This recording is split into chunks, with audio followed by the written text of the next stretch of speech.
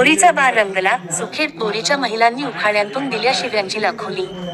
बोरी प्रतिनिधी बाळ लोणंदकर। सुखेड व बोरी गावच्या महिलांनी गावच्या वेशीवरील ओढ्याच्या किनारी उभे राहून एकमेकींच्या दिशेने हात उंचावत उखाण्यांच्या माध्यमातून नवाच्या शिव्यांची लाखोली वाहत बोरीचा बार उत्साहात साजरा केला। हलगी, तुतारी, डफडे, ताशे आदी पारंपरिक वाद्यांच्या ताल सुरात महिलांनी मोठ्या उत्साहात सहभाग घेतला। पारंपरिक पद्धतीने साजऱ्या होणाऱ्या या आगळ्यावेगळ्या कार्यक्रमाला परिसरातील नागरिकांचीही मोठी उपस्थिती होती। महिलांच्या उखाण्यांमुळे आणि वाद्यांच्या गजरामुळे गावच्या वेशीवरील परिसर दुमदुमून गेला। दरम्यान कार्यक्रमाच्या पार्श्वभूमीवर कोणताही अनुचित प्रकार घडू नये यासाठी पोलीस प्रशासनाने चोख बंदोबस्त ठेवला होता।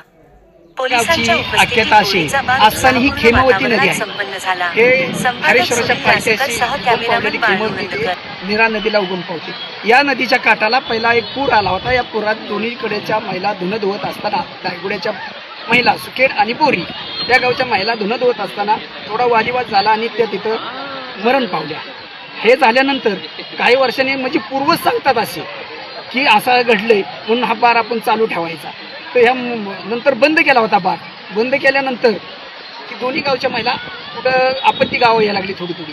मग त्यांनी सांगितलं की ही प्रथा चालू ठेवली तरच परत व्यवस्थित चालेल म्हणून ही प्रथा चालूच राहिली। आणि याला थोडंसं उत्सव बाबा हे काय तर दोन्ही गावच्या बायकांनी शिव्या द्यायच्या, म्हणजे आम्हाला पण बरोबर वाटत नाही म्हणून याला आम्ही इथं थोडंसं चांगलं स्वरूप आहे म्हणून भव्य दिव्य असं 2 दिवसाचं कबड्डीचं सामनं ठेवलं।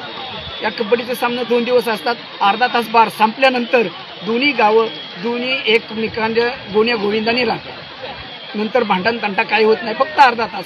आणि या शिव्यांचा आवाज होऊ नये म्हणून आम्ही वाद्यांचा गजर करतो। आपण पाहतात क्रांती सूर्य न्यूज सातारा। आमच्या चॅनलला लाईक आणि सबस्क्राईब करा।